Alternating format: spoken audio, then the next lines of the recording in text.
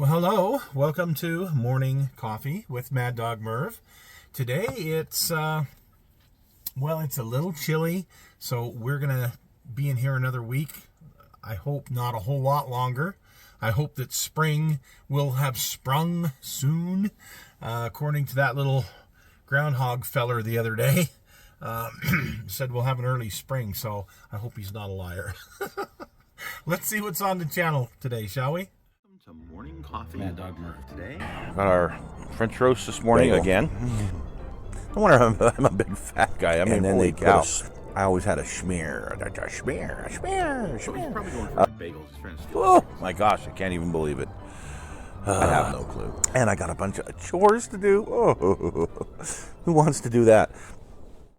Today for a shout out, there's a channel called the Operations Room. Now, this guy has several channels. I don't know how many, but like Dark Seas, Dark Docks, things like that, which are good stories about different, particularly military subjects. But the Operations Room, it's more like a bird's eye view of a battlefield, and it's animated, like kind of like a video game, but not a high quality one, but at least it's animated, so it's real time. You can see as tanks are moving and troops are moving, and you can see the enemy. It's really a great way to understand battles and how they were fought and what went on with them. I love that channel, the Operations Room, because it's very diverse from World War II and probably before. I haven't checked anything like that out, but clear up through till Iraqi freedom and whatnot. So, and I've learned some great things, battles I never knew, heroics I never knew about, and it's just a great channel. So check it out, you history buffs. The Operations Room. Well, thanks for those of you that watched and commented on the USS California, fixing California.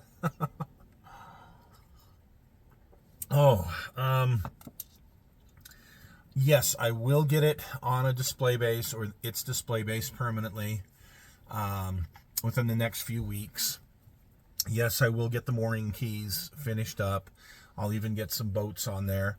And so when I need to finish what I need to finish, I can still do it without any problem. Like I say, it's displayable, but it still needs to be finished. But what I'm going to do won't hinder me finishing it, if that makes any sense. I've got to get it back under cover, as with the Tennessee as well. I don't want to have to go back and clean these things again in a few months because they're filthy. I just cleaned them and refurbished them. So I need to get them under cover somehow. And I'm still working on how I'm going to do that. Gosh, it'd be nice if I had a big display case to put that in, but that's not in my cards. So I'll figure something out, and I'll get them in a safe spot. But thank you for those of you who watched, and particularly those who commented. Know that it's on my bucket list. It's a labor of love for me, trying to represent Battleship Row accurately, not just thrown together, but I want to do it accurately to memorialize those folks who perished on December 7th, 1941.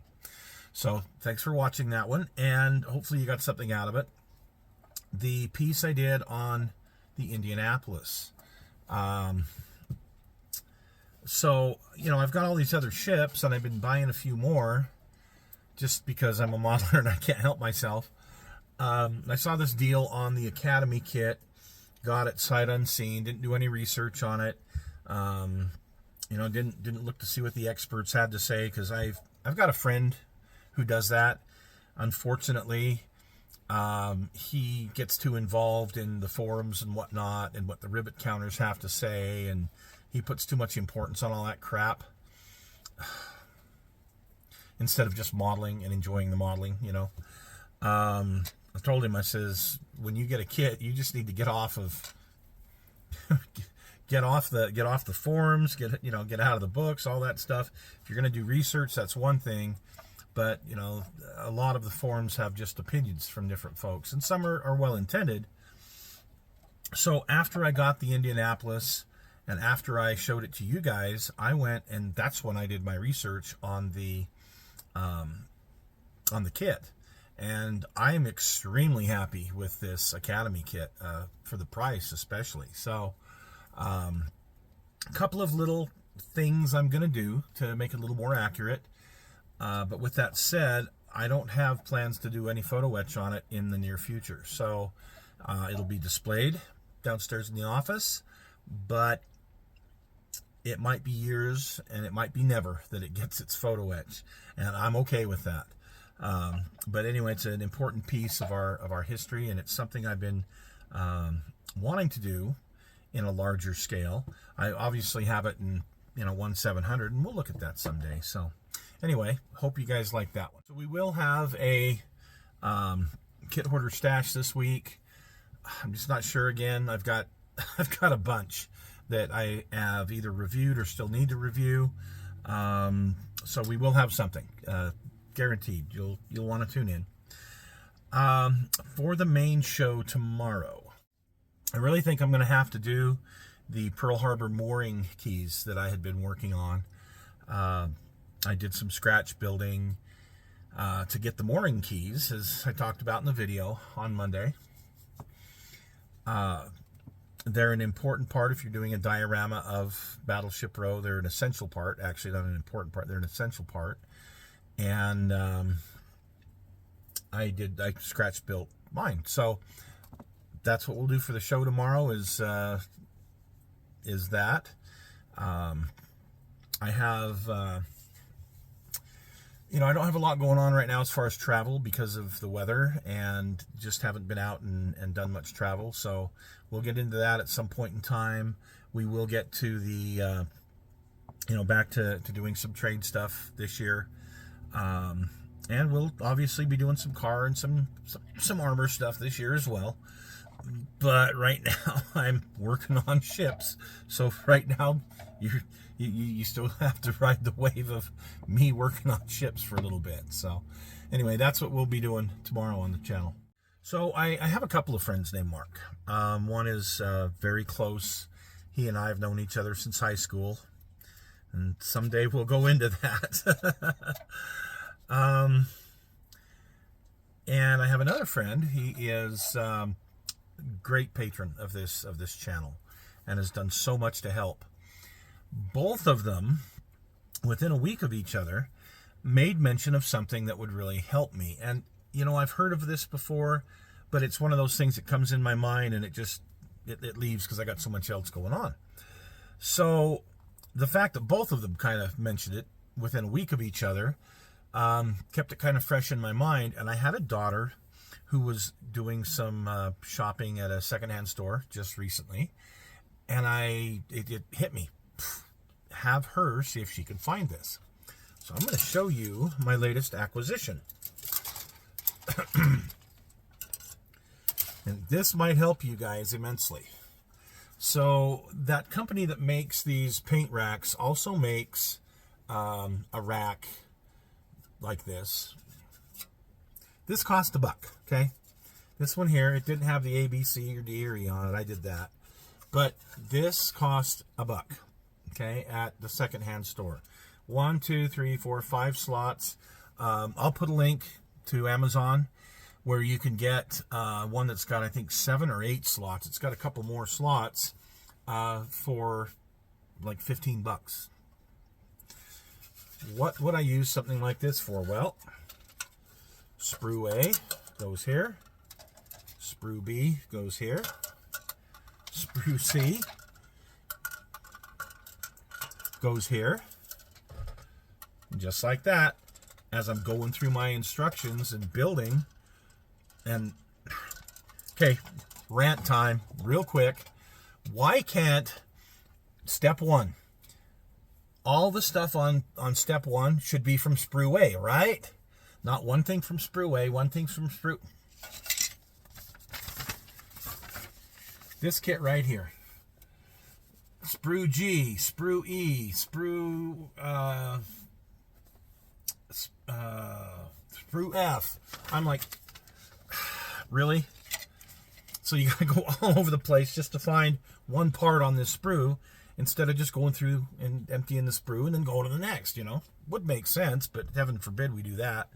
So you guys feel the pain, you know, that build, you know, you've got to, yeah, you got to have some way to, because just picking up the sprues and going, well, let's see, which one's this? Oh, yeah, this is D. No, I need F.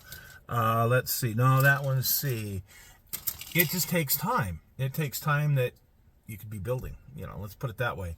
So it's a lot more convenient to be able to have a divider of some sort. This thing works great, even though it's only 5 slots. Most of what I do don't have much more than that in the way of, you know, sprues anyway, and if it does, I'll just get another one. But anyway, this is actually one of the neatest ideas that I have seen. So thanks to both Marks for doing that, getting me into the world of dividing my stuff out so that it's easier to get to. So far on this Indianapolis that I'm working on, it's made a huge difference. And that's what I've been doing. We had a couple of days this week that were 60 degrees at the end of January. That's just amazing. So I've been able to spend a lot more time out here getting things done. Now it's raining. The rainstorms that were so bad in California have moved their way here. And so we're not getting snow right now. We're just getting rain off and on. It's kind of a pattern every day for the next couple of weeks. It looks like we're going to be getting, you know, some rain and highs into 40s. Okay, I can deal with that and I can have some good building time. So I've been out here working on the Indianapolis, and I'm also decided to start work on my San Francisco resume work on the San Francisco, which major components are all built. The hull is built and painted. So I'm going to kind of build them side by side here, you know. Why not? I do enough other weird things, so why not do two kits at once? Anyway, I'm having a great time doing it. Looking forward to getting it done and getting these on display. So anyway, I hope you guys have a great week this week. And I hope you've got some good coffee too. So we will see you tomorrow for the main show on mooring keys. And we'll see you on Thursday for another model kit to review. So take care. Thanks for watching.